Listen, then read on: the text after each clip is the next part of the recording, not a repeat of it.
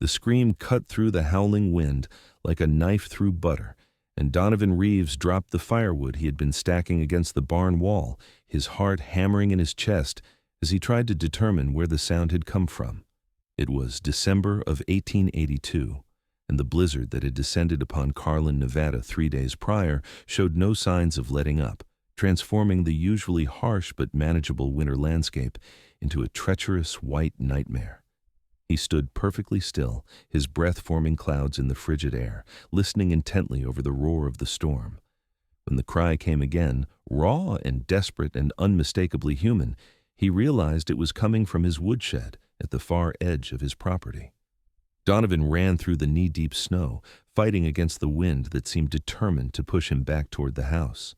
His ranch sat on the outskirts of Carlin, a small but thriving railroad town that had sprung up along the Central Pacific Line.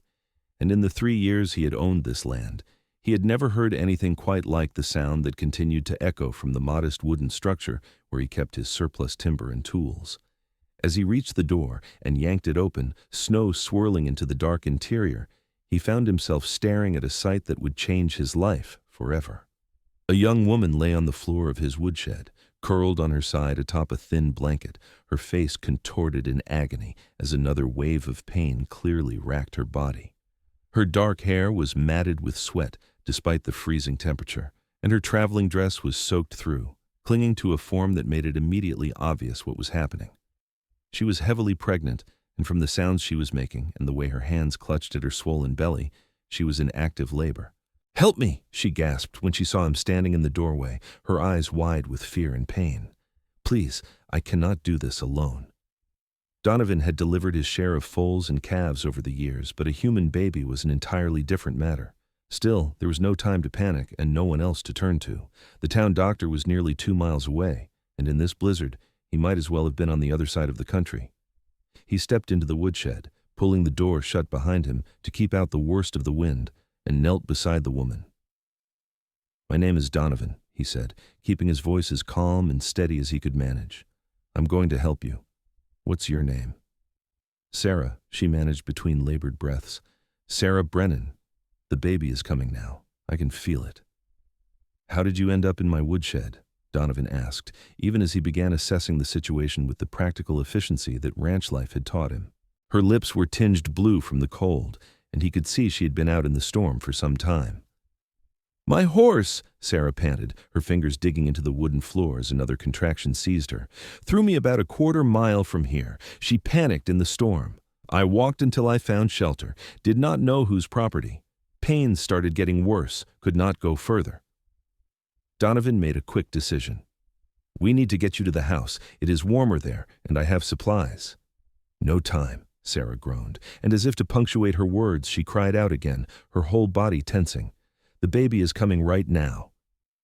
He realized she was right. He could not move her, not in her current state.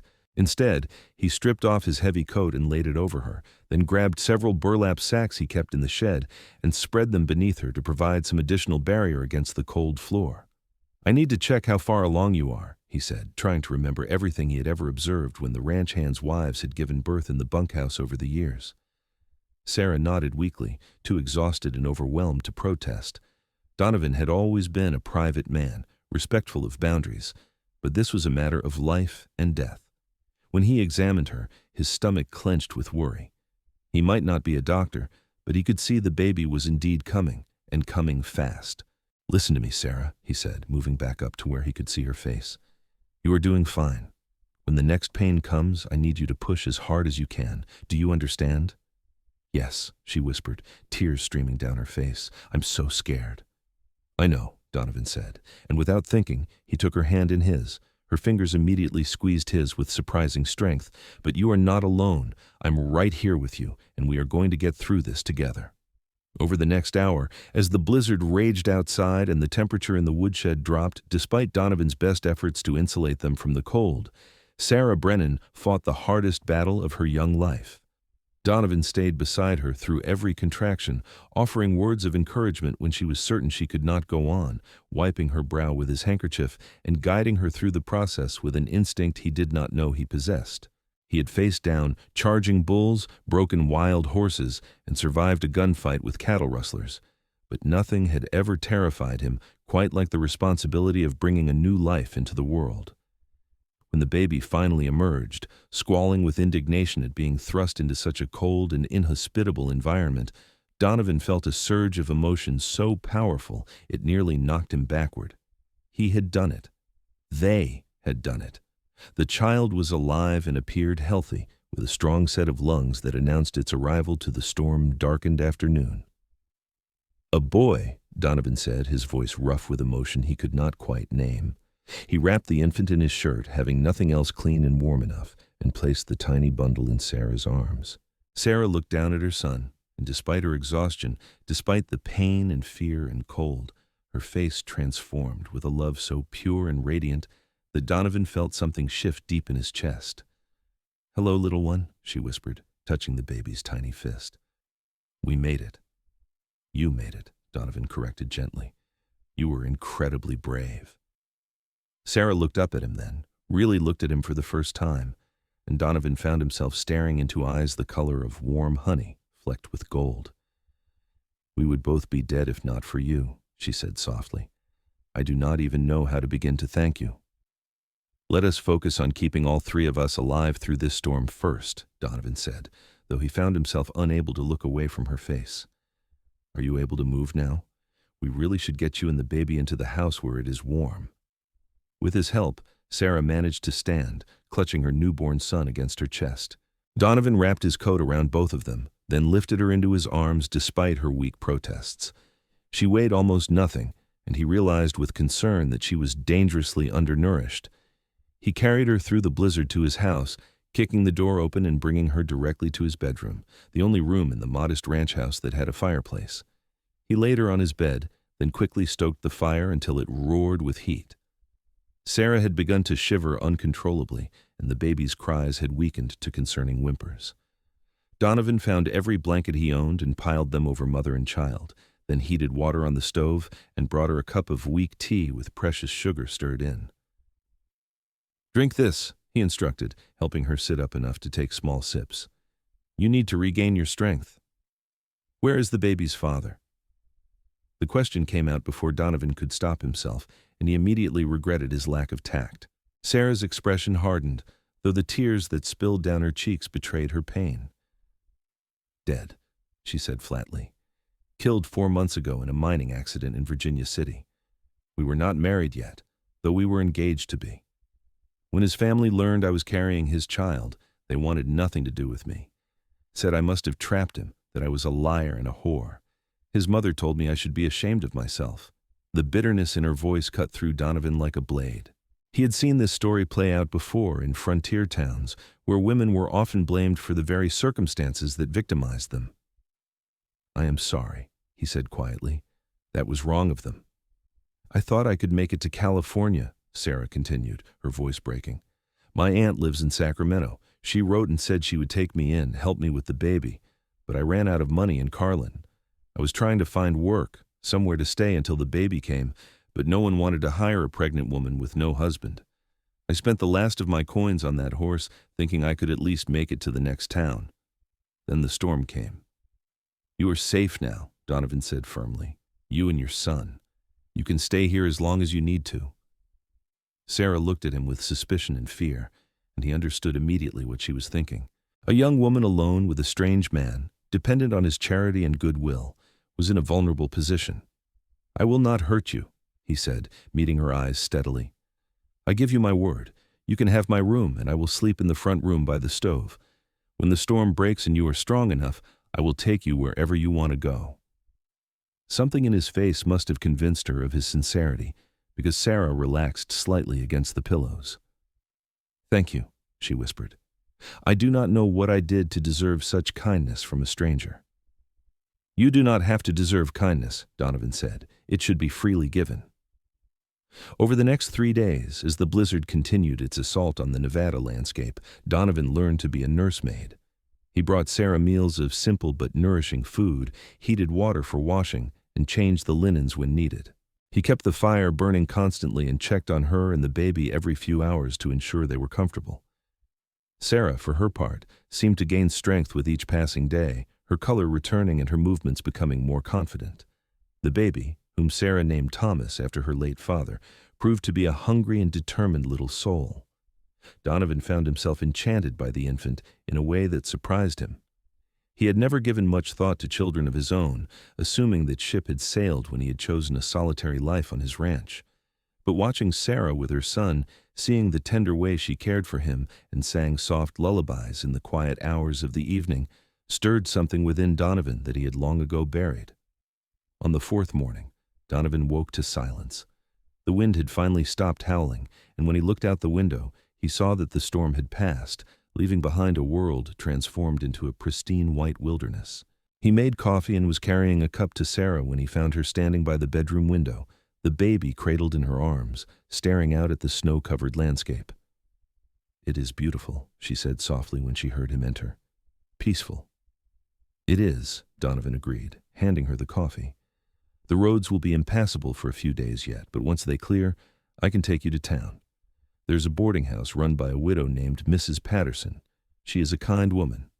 I'm sure she would give you a room at a fair rate until you can earn enough to continue your journey." Sarah was quiet for a long moment, sipping her coffee and swaying gently to keep Thomas content. "What if I do not want to leave?" she finally asked, not looking at him. Donovan's heart skipped a beat. "What do you mean?" "I mean," Sarah said, turning to face him, "that I have been thinking these past few days. I have no family except an aunt I have not seen in 15 years. I have no money and no prospects. But I am a hard worker, Mr. Reeves. I can cook and clean and sew. I'm good with animals. I could earn my keep here, help you run your ranch. You said yourself you do all the work alone. Surely an extra pair of hands would be useful." "You have a baby to care for," Donovan pointed out, though his mind was racing with the implications of her offer. "Women have been caring for babies and working at the same time since the beginning of time," Sarah said with a slight smile. "I'm not asking for charity, Mr. Reeves. I'm offering to work for my room and board. It would give me time to save money, to figure out what comes next." Donovan knew he should say no. Having a young woman living in his house, even one with a child, and even under the most proper of circumstances, would cause talk in town. But when he looked at Sarah, at the hope and determination in her eyes, and at the tiny baby who had come into the world in his woodshed during the worst blizzard he had seen in years, he could not bring himself to send them away. "All right," he said, "you can stay. But you are not a servant, Sarah. You are a guest, and you will be treated as such. When you are ready, and if you want to help around the ranch, I will not say no. But first, you need to heal and regain your strength." The smile that broke across Sarah's face was like the sun coming out from behind clouds, and Donovan felt that strange, shifting sensation in his chest again, as if something that had been locked away for a very long time was beginning to crack open. The winter passed slowly, with January bringing more snow and February arriving with bitter cold that made even simple tasks like feeding the livestock an ordeal. But inside Donovan's ranch house, a different kind of warmth was growing. Sarah proved true to her word, gradually taking over the cooking and household chores as she recovered from the birth. She had a natural talent in the kitchen, transforming Donovan's plain fare into meals that actually had flavor and variety. She mended his worn shirts and socks, organized his chaotic pantry, and even helped him with the morning milking once Thomas began sleeping for longer stretches at night. Donovan, for his part, found himself looking forward to coming inside at the end of each day. His house, which had always been merely a place to sleep and eat between long hours of work, had become a home. There was always a lamp lit in the window, always the smell of something good cooking on the stove, and always Sarah's warm smile to greet him. Little Thomas grew rapidly, his tiny features becoming more defined, and Donovan discovered that he could spend an embarrassing amount of time just watching the baby sleep or making funny faces to earn one of those fleeting infant smiles. They talked in the evenings after Thomas was settled and the day's work was done. Sarah told him about her childhood in Missouri, the daughter of a school teacher who had died when she was 12, leaving her to be raised by a mother who worked as a seamstress. She spoke of her journey west after her mother's death, seeking a fresh start and adventure, and of meeting Thomas's father, a kind but reckless man named Michael, who had promised her the world but left her with only a child and shattered dreams. Donovan shared his own story in turn. He had been born in Texas, the youngest of 5 brothers, and had struck out on his own at 17 after his father died, and the family ranch was sold to pay debts. He had worked as a ranch hand, a trail driver, and finally saved enough to buy his own land here in Nevada. He had been engaged once to a woman in Colorado, but she had ultimately decided she wanted a man with more ambition, someone who dreamed of wealth and status rather than simple self-sufficiency. "I think she made the right choice," Donovan said, staring into the fire. "I am not ambitious in that way. I just want a good piece of land, honest work, and peace. That probably sounds boring to someone like you, who has actually lived and had adventures." "It sounds wonderful to me," Sarah said quietly. "I have had enough adventure to last a lifetime, Mr. Reeves. Peace and stability sound like paradise." "I wish you would call me Donovan," he said, not for the first time. "Mr. Reeves makes me feel like an old man." "You're not old," Sarah said with a small laugh. "What are you, 26? 27? 28, Donovan corrected, "and you cannot be more than 20 yourself." 22, Sarah said, "though I feel about 100 years old sometimes." "You have been through a great deal," Donovan acknowledged, "but you are still here, still fighting. That takes courage." Sarah met his eyes across the room, and something passed between them, an understanding that went deeper than words. They were both survivors, both people who had been knocked down by life but had gotten back up, determined to keep going. In that moment, Donovan realized that what he felt for Sarah Brennan was far more than simple compassion or obligation. He was falling in love with her. The realization should have terrified him. Sarah was vulnerable, dependent on his goodwill, and still grieving the father of her child. Any romantic overture from him would be inappropriate at best and predatory at worst. So Donovan kept his feelings to himself, locked them away deep inside where they could not complicate the fragile arrangement they had built.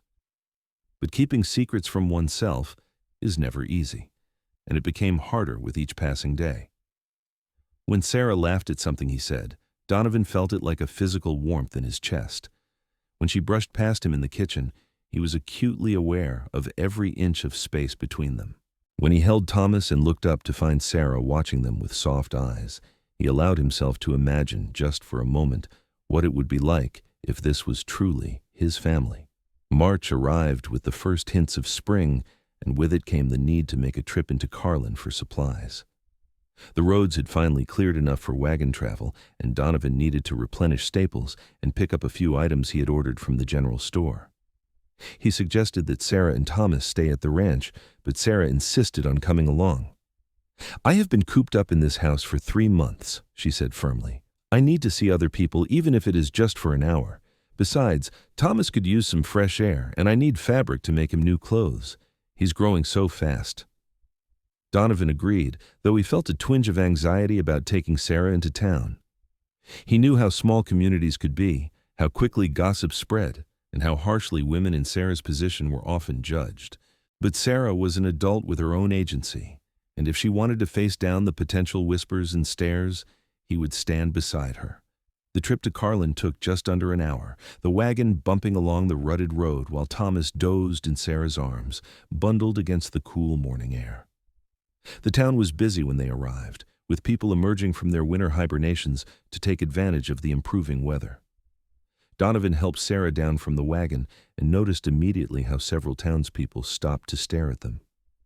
"Ignore them," he muttered, offering Sarah his arm.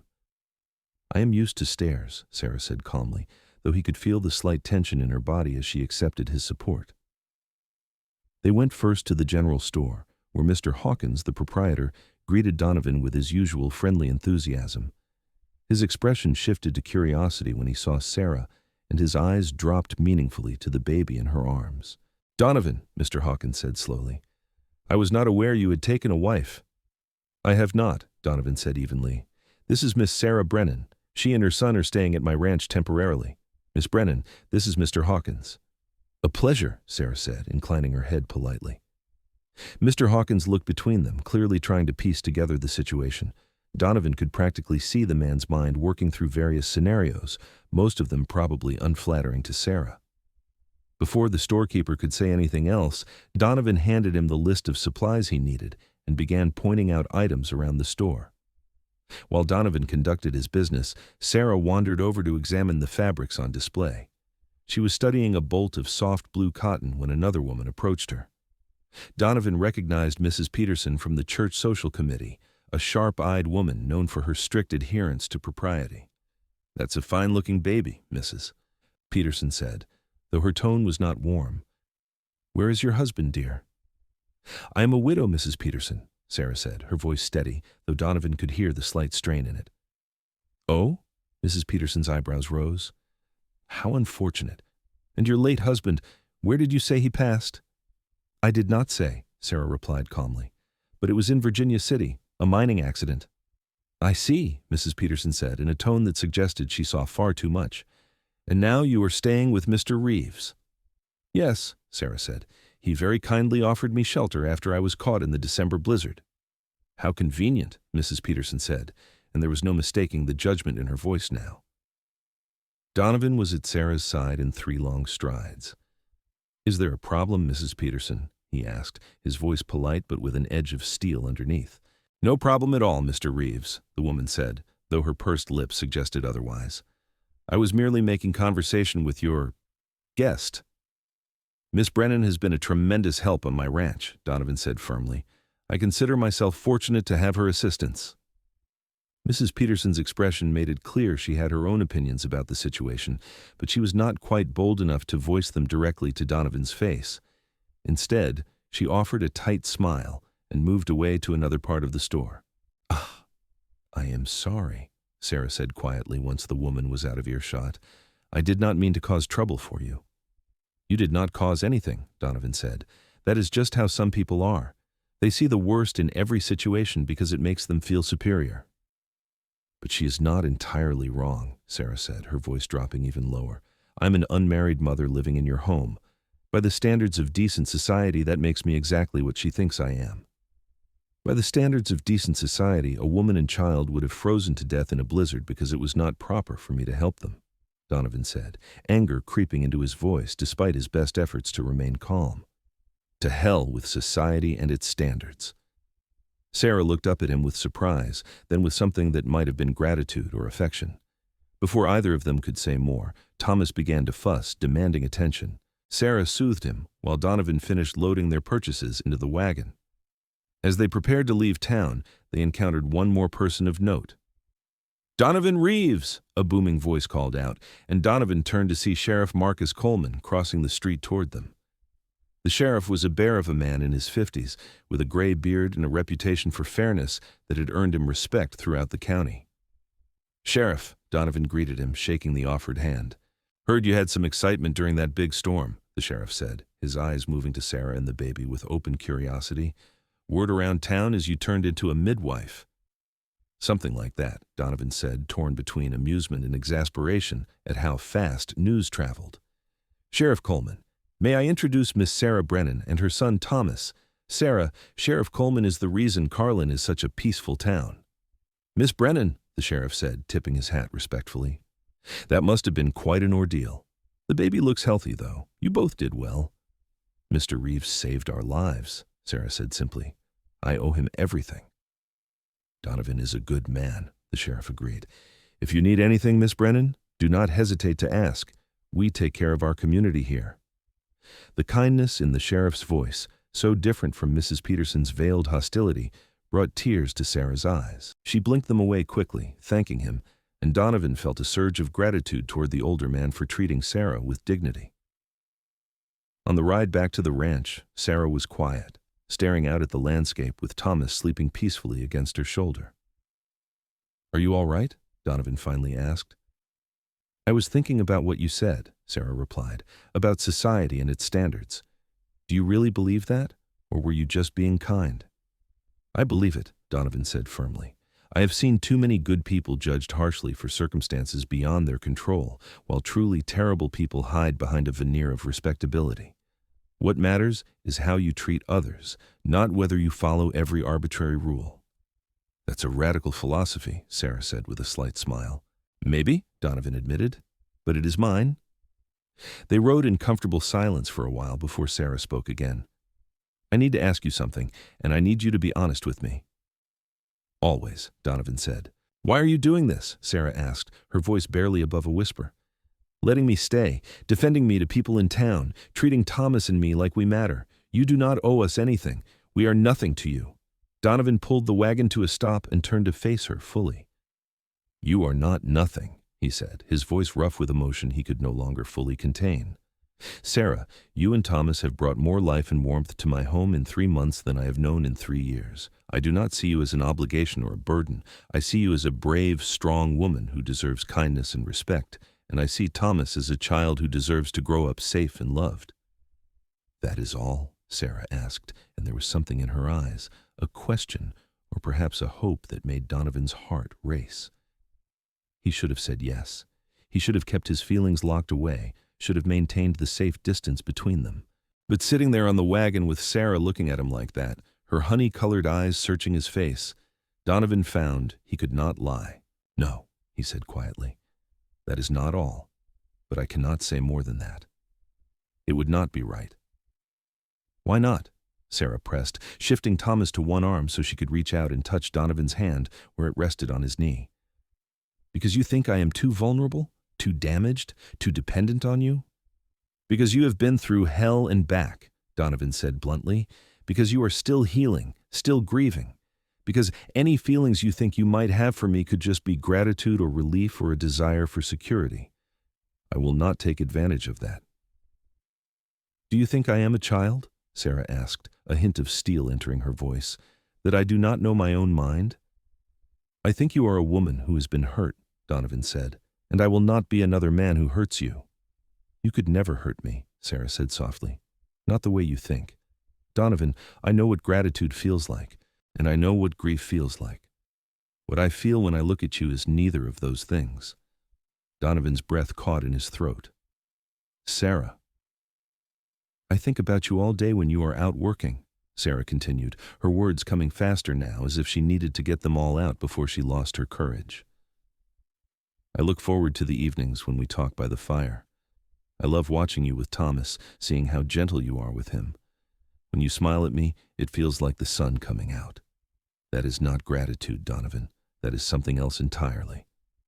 You barely know me, Donovan protested weakly, even as every cell in his body was screaming at him to take what she was offering. I know you better than I ever knew Michael, Sarah said quietly. He courted me for 6 months, and I thought I loved him. But I never really knew him, not the way I know you. I have seen you at your best and your worst. I have seen how you treat animals and how you talk to strangers. I have watched you work until you are exhausted and still get up before dawn to do it all again. I know you are honest and kind and strong. What more do I need to know? That I'm in love with you, Donovan said, the words escaping before he could stop them. That I have been for weeks now. That every time I look at you, I want things I have no right to want. Sarah's face transformed, joy and relief washing over her features like dawn breaking over the mountains. Then what are we waiting for? She asked, her voice trembling slightly. Why are we denying ourselves something that could make us both happy? Because I need you to be sure, Donovan said desperately. Sarah, if we do this, if we cross this line, there is no going back. I do not want you to wake up one day and realize you made a mistake, that you settled for me because you were scared and alone. You think very little of yourself, Sarah said, cupping his face with her free hand. You are not a consolation prize, Donovan Reeves. You are the best man I have ever known, and I am sure. I've never been more sure of anything in my life. Donovan stared at her for a long moment, searching her face for any sign of doubt or uncertainty. He found none. What he saw instead was strength and determination and a tenderness that made his heart ache. Slowly, giving her every opportunity to change her mind, he leaned forward and kissed her. It was gentle and sweet and full of all the longing he had been suppressing for months. Sarah made a soft sound against his mouth, kissing him back with equal fervor, and Donovan felt the last of his resistance crumble. When they finally pulled apart, both breathing hard, Sarah was smiling through tears. I love you, she whispered. I love you so much it terrifies me. I love you too, Donovan said, resting his forehead against hers while carefully minding the sleeping baby between them. I never thought I would feel this way about anyone. They sat there for a long time, just holding each other as much as they could while maintaining Thomas's safety, before finally continuing the journey home. But something fundamental had shifted between them. The walls had come down, and what had been carefully maintained as propriety and distance had transformed into open affection and hope. Over the following weeks, their relationship deepened and blossomed. Donovan courted Sarah properly, bringing her wildflowers from the fields and taking her on walks around the property when the weather permitted. They talked about everything and nothing, learning each other's habits and preferences and dreams. Sarah proved to be quick-witted and sharp-tongued when she wanted to be, with a dry sense of humor that caught Donovan off guard and made him laugh more than he had in years. Thomas continued to grow, becoming more alert and interactive. He began to smile in earnest and then to laugh, a gurgling, delighted sound that never failed to make both adults stop whatever they were doing to encourage more of it. Donovan found himself completely enamored with the baby, playing with him whenever Sarah would allow it and marveling at each new milestone. "You are so good with him," Sarah said one evening, watching as Donovan held Thomas up in the air, making the baby squeal with delight. "He loves you." "The feeling is mutual," Donovan said, bringing Thomas back down and cradling him against his chest. The baby immediately grabbed onto his shirt, drooling contentedly. "Is that all right? That I love him?" "It is more than all right," Sarah said softly. "It is everything I could have hoped for." In early May, when the spring flowers were blooming and the world felt full of possibility, Donovan asked Sarah to marry him. He did it simply, without grand gestures or elaborate speeches, standing in the kitchen while she was kneading bread and he was washing up after the evening chores. "Sarah," he said, and something in his tone made her stop and turn to face him, flour dusting her hands and apron. "I want to spend the rest of my life with you. I want to be Thomas's father in every way that matters. I want to give you my name and my protection and every bit of love I possess. Will you marry me?" Sarah's eyes filled with tears, but she was smiling. "Yes," she said without hesitation. "Yes, 1,000 times yes." Donovan crossed the room in 2 strides and kissed her soundly, not caring about the flour that transferred from her hands to his shirt. When they broke apart, Sarah was laughing and crying at the same time. "I do not have a ring," Donovan apologized. "I will get you one, a proper one." "I do not need a ring," Sarah said. "I just need you."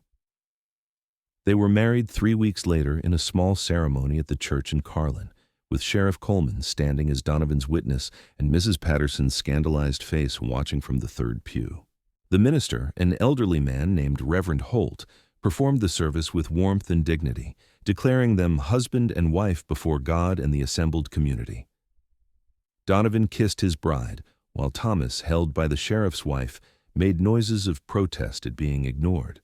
The reception was held at the ranch, with a surprising number of townspeople showing up to wish them well. Donovan's nearest neighbors, the Walsh family, brought food and drink. Several of the ranch hands he occasionally hired came to shake his hand and tell him how lucky he was. Even Mrs. Peterson appeared, though whether out of genuine goodwill or morbid curiosity was unclear. "You have made quite an impression on this town," Sheriff Coleman said to Sarah, bouncing Thomas on his knee while his wife helped serve food. "When word got out that Donovan was marrying you, half the ladies formed a betting pool on how long it would take Mrs. Peterson to suffer an apoplexy." "Marcus!" the sheriff's wife scolded, but she was trying not to laugh. "I hope I have not caused too much trouble," Sarah said, though she looked more amused than worried. "Trouble is good for a town," the sheriff declared. "Keeps things interesting. Besides, anyone with eyes can see you and Donovan are mad about each other. That's rare enough to be celebrated."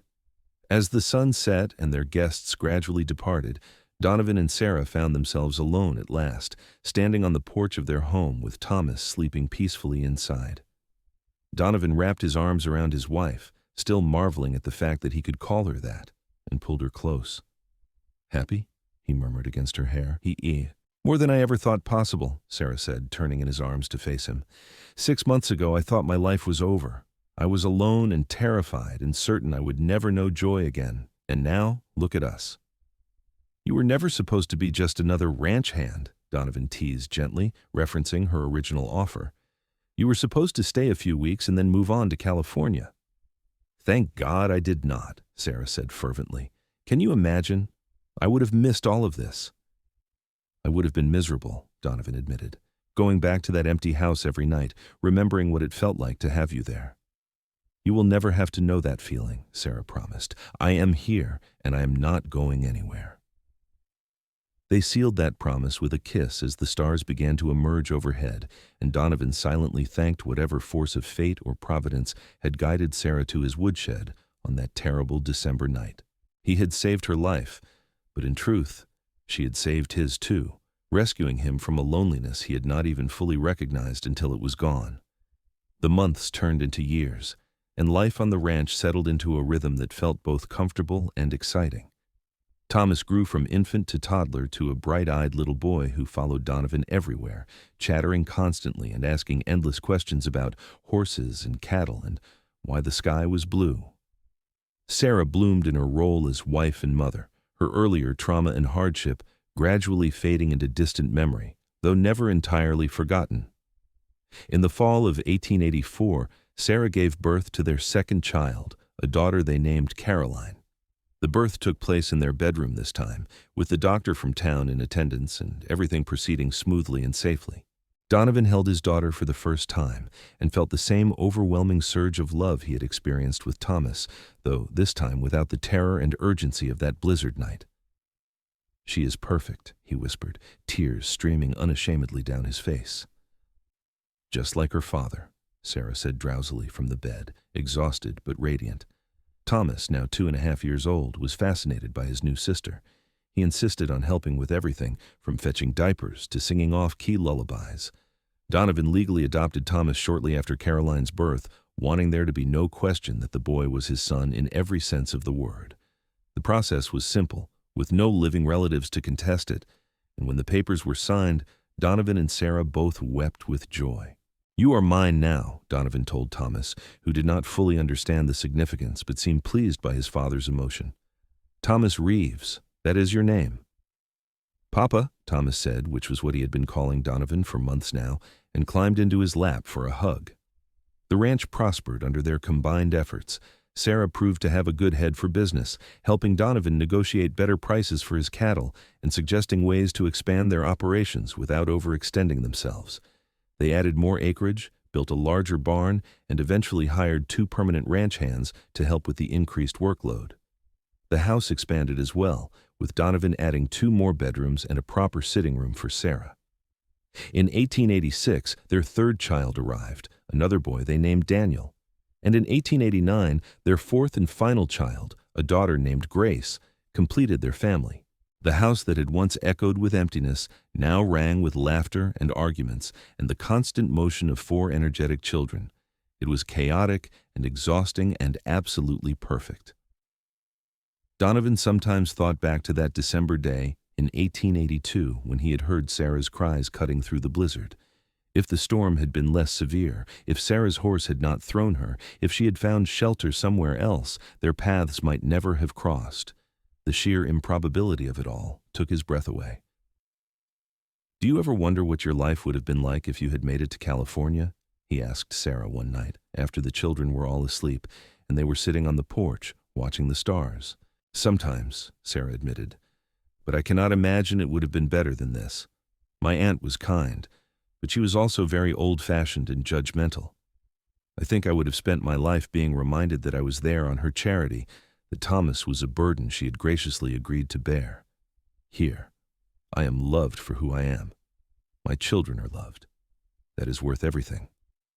"I love you more than I can put into words," Donovan said, taking her hand.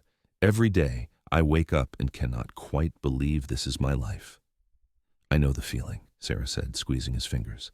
"Sometimes I look at our children, at this beautiful home we have built, and I remember that girl who almost died, giving birth in a woodshed. It feels like a different lifetime." "You were so brave that night," Donovan said, the memory still vivid despite the years that had passed. "I was terrified, but you never gave up." "I had to fight," Sarah said simply. "For Thomas, and for myself. I had already lost so much, I could not lose my son too." "And now look at us," Donovan said, gesturing at the house behind them where their 4 children slept safely. "A whole family." "Our family," Sarah corrected, leaning against his shoulder. "The family we built together." They sat in comfortable silence for a while, listening to the night sounds of the ranch. An owl hooted in the distance, and somewhere far off, a coyote called to its pack. Inside the house, one of the children stirred and cried out briefly before settling back into sleep. "Thomas asked me today about his father," Sarah said quietly. "His first father, I mean. He wanted to know what happened to him." Donovan tensed slightly. This was a conversation they had known would come eventually, but it still made him nervous. "What did you tell him?" "The truth," Sarah said, "that his father was a good man who died before Thomas was born, and that he would have loved him very much, but that you are his real father, the one who has been there for every moment that mattered." "How did he respond?" Donovan asked. "He said he was glad you were his papa," Sarah said with a smile. "Then he asked if we could have cookies for supper, so I do not think he was too traumatized by the revelation." Donovan laughed, the tension leaving his body. "That sounds like Thomas." "He adores you," Sarah said. "They all do. You are everything a father should be." "I learned from the best," Donovan said. "My own father might have had his faults, but he loved us fiercely. I always swore that if I ever had children, I would give them that same security." "You have," Sarah assured him. "Our children will grow up knowing they are loved and wanted and valued. That is the greatest gift you can give them." Years continued to pass, marked by the rhythms of ranch life and family celebrations. They weathered difficult seasons and bountiful ones, years of drought and years of plenty. The children grew, each developing their own personality and interests. Thomas became a skilled horseman, passionate about the ranch and determined to follow in Donovan's footsteps. Carolyn proved to be artistic, always drawing or painting, seeing beauty in everything around her. Daniel was the quiet one, more interested in books than cattle, and Grace was pure mischief, fearless and wild in a way that both terrified and delighted her parents. In the summer of 1895, when Thomas was 13 and preparing to take on more responsibilities around the ranch, a stranger arrived at their door.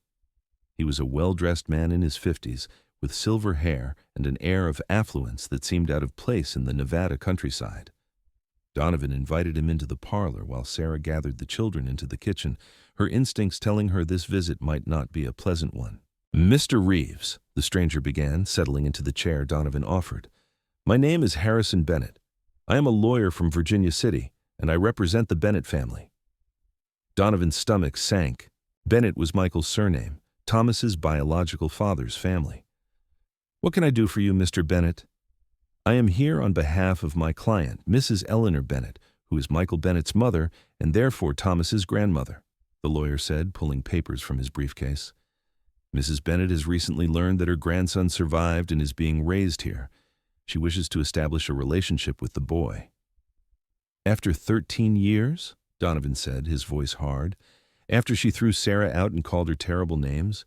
After she wanted nothing to do with Thomas when he was born?" "Mrs. Bennett has had a change of heart," the lawyer said smoothly. "She is elderly now and has no other heirs. She wishes to know her grandson and potentially provide for his future." "Thomas has a future," Donovan said flatly. "He has parents who love him, siblings who adore him, and a home where he belongs. We do not need the Bennett family's money or their belated interest." "With all due respect, Mr. Reeves, Mrs. Bennett is the boy's blood relative. She has certain rights under the law." "I am Thomas's legal father," Donovan said, his temper flaring. "I adopted him years ago. The Bennetts gave up any rights they might have had when they abandoned Sarah and their grandson."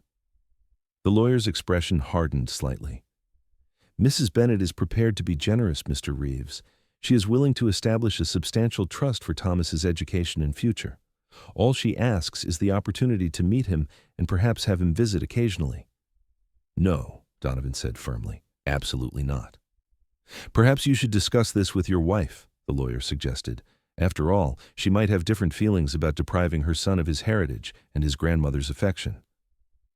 "My wife's feelings on this matter are not up for debate." Sarah's voice came from the doorway, and both men turned to see her standing there, her face pale but determined. "Mr. Bennett, I presume you are Eleanor Bennett's son, Michael's brother?" "I am," the lawyer admitted, "and I assure you, Mrs. Reeves, my mother deeply regrets how she treated you all those years ago." "She called me a whore," Sarah said quietly. "She told me I had trapped her son and that my baby was probably not even his. She threw me out of her house with nothing and told me never to come back. And now, 13 years later, when Thomas is healthy and happy and loved, she wants to insert herself into his life. Why? Because she is old and alone and realizes she made a terrible mistake, Harrison Bennett said, and for the first time, there was genuine emotion in his voice. My mother is dying, Mrs. Reeves. The doctors give her perhaps a year. She wants to make amends before it is too late. Sarah's expression softened slightly, but her resolve did not waver. I am sorry she is ill, Mr. Bennett. Truly, I am. But Thomas is not a bandage for her guilt or a cure for her loneliness. He is a person, a child who has never known her, and who does not need the confusion and pain of being suddenly claimed by a family that rejected him. He deserves to know his heritage, Harrison insisted. He knows his heritage, Donovan said, standing and moving to place a protective hand on Sarah's shoulder. He knows his mother fought through hell to bring him into this world. He knows his father died tragically before he could meet him. He knows he has parents and siblings who love him unconditionally. That is his heritage. The Bennett family's money and name mean nothing compared to that. Harrison Bennett studied them both for a long moment, then sighed, and began packing his papers back into his briefcase. I can see I am not going to change your minds today, he said, but I would ask you to at least consider my mother's request. I will leave you my card. If you have a change of heart, please contact me. He placed a business card on the side table and stood, but before he could leave, Sarah spoke again. Mr. Bennett, may I ask you something? Of course. Did you know about me when I was carrying Thomas? Did you know your mother had thrown me out? Harrison's face reddened slightly. I knew, he admitted, and I did nothing to stop her or help you. For that, I'm deeply ashamed. Thank you for your honesty, Sarah said quietly. Please tell your mother that I forgive her for how she treated me. That anger and resentment serve no purpose. But also tell her that Thomas is happy and loved and settled. Disrupting his life now would be cruel, no matter how good her intentions might be. After the lawyer left, Donovan and Sarah stood together in the parlor, processing what had just happened. Finally, Donovan spoke. Do you think we made the right decision? I do, Sarah said firmly. Thomas does not need the Bennett family's wealth or their guilt. He has everything he needs right here. What if he finds out someday and resents us for keeping them from him? Donovan worried. Then we will deal with it when that day comes, Sarah said. But I will not let that family hurt him the way they hurt me. Thomas is our son, Donovan, ours, and nothing will change that. They explained the situation to Thomas that evening in age-appropriate terms, telling him that his biological father's family had reached out, but that they had decided it was not in his best interest to pursue a relationship at this time. Thomas, secure in his place within his family, simply shrugged and asked if he could be excused to finish his chores. The matter, as far as he was concerned, was not worth further discussion. The Bennett family never contacted them again. They learned through town gossip that Eleanor Bennett had indeed passed away the following year, leaving her considerable fortune to various charities. Harrison Bennett sold the family home in Virginia City and moved east, and that was the end of any connection to Thomas's biological family. Life continued on the ranch, full and busy and good. The children grew into young adults, each forging their own path while remaining close to their parents and each other. Thomas married a rancher's daughter from a neighboring county and took over more of the daily operations of the ranch, building a small house on the property for his new family. Caroline moved to San Francisco to pursue her art, though she visited frequently. Daniel went to college back east, studying law and writing long letters home about his adventures in the big city. Grace, true to her wild spirit, became a schoolteacher in Carlin, determined to give children the education and opportunities she had been fortunate enough to receive. Donovan and Sarah grew older together, their love deepening with each passing year rather than fading. They became grandparents, then great-grandparents, watching their family tree branch and grow in ways they could never have imagined during those early days when it was just the two of them and baby Thomas in a small ranch house. On a warm evening in the spring of 1920, Donovan and Sarah sat on their porch, the same spot where they had spent countless evenings over the past 38 years. They were both in their 60s now, their hair gray and their movements slower, but their hands were still intertwined, and their love was as strong as ever. Do you remember the day we met? Donovan asked, though, of course, she did. They had told the story so many times to their children and grandchildren that it had taken on an almost mythical quality. "I remember thinking I was going to die," Sarah said with a smile. "And then I heard the door open, and there you were, this tall cowboy covered in snow, looking absolutely terrified." "I was terrified," Donovan admitted. "I had no idea what I was doing." "You saved our lives," Sarah said simply. "Thomas and mine both. You were exactly what we needed when we needed it most." "And you saved mine," Donovan countered. "I was so lonely, Sarah. I did not even realize how much until you came into my life and filled it with light and love and purpose." "We saved each other," Sarah said, squeezing his hand. "That is what love does. It saves us from the darkness and shows us we are not alone." They sat in comfortable silence as the sun set, painting the Nevada sky in shades of orange and pink and gold. From inside the house, they could hear the sounds of their granddaughter playing the piano, a melody both beautiful and slightly off-key. Somewhere on the ranch, cattle lowed and a dog barked, the sounds of home, of family, of a life well lived. If you could go back," Donovan said thoughtfully, "to that day in December 1882, knowing everything that was going to happen, would you change anything?" Sarah turned to look at him, her honey-colored eyes still as beautiful to him as they had been when she was 22. "Not a single thing," she said without hesitation. "Every moment, good and bad, led us here. To this porch, this view, this life we built together. I would not trade it for anything." "Neither would I," Donovan said, leaning over to kiss her softly. "You are still the best thing that ever happened to me." "And you are mine," Sarah said. "My cowboy who heard my cries in a blizzard and came running. My hero who helped me bring Thomas into the world. My partner who built this life with me, day by day, year by year." "Just Donovan," he said with a smile. "Never a hero, just a man who loved you." "That is exactly what made you a hero," Sarah said. "Your love saved us. It transformed everything." As the stars began to emerge in the darkening sky, Donovan and Sarah remained on their porch, wrapped in each other's arms and in the memories of a lifetime. They had started with nothing but a desperate moment in a woodshed during a blizzard, and from that impossible beginning, they had built something beautiful and lasting and true. Their children were grown and thriving. Their grandchildren were carrying forward the values and love that had been the foundation of the Reeves family. The ranch that Donovan had once worked alone now hummed with the activity of multiple generations working together. And at the center of it all was a love story that had begun in the most unlikely of circumstances and had only grown stronger with time. In the years that followed, as they moved into their 70s and then their 80s, Donovan and Sarah remained devoted to each other. They faced the challenges of aging with the same partnership and determination that had carried them through every other trial. When Donovan's health began to fail in the winter of 1932, Sarah never left his side, holding his hand and telling him stories of their life together, reminding him of all the love they had shared.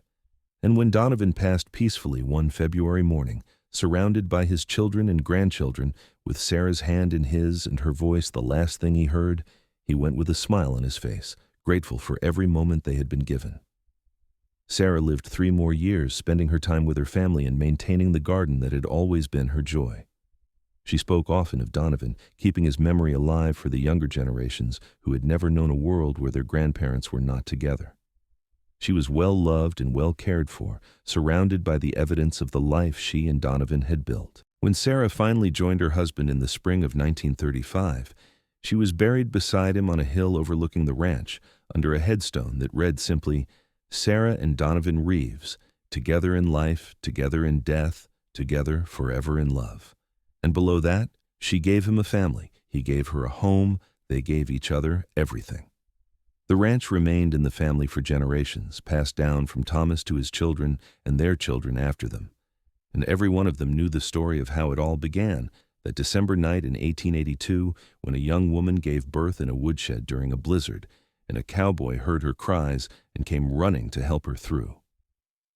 It was a story of survival and courage, of compassion and kindness, but most of all, it was a story of love that transformed 2 broken, lonely people into a family, and that family into a legacy that would endure for all time. The woodshed itself was eventually torn down and rebuilt, but the location remained sacred ground for the Reeves family. Every Christmas they would gather there, parents telling children about the night Thomas was born and how a desperate moment in a storm had brought together two souls who were meant to find each other. They would light candles and sing songs and remember the love that had started everything. And sometimes, on quiet winter nights when the snow fell soft and silent over the Nevada landscape, if you stood very still near that spot, you could almost hear an echo of those long-ago cries and the sound of a cowboy's footsteps running through the storm toward a destiny he could never have imagined, toward a love that would define the rest of his life, toward a family that would be his greatest achievement and his most cherished blessing. It all began in the cold and the darkness and the pain, but it bloomed into something warm and bright and beautiful, a testament to the power of love to redeem and restore and create new beginnings from the ashes of old endings. That was the legacy of Donovan and Sarah Reeves, and it lived on long after they were gone, a reminder that sometimes the worst moments of our lives are actually the beginning of our greatest blessings, if only we are brave enough to reach out and hold on when everything seems lost.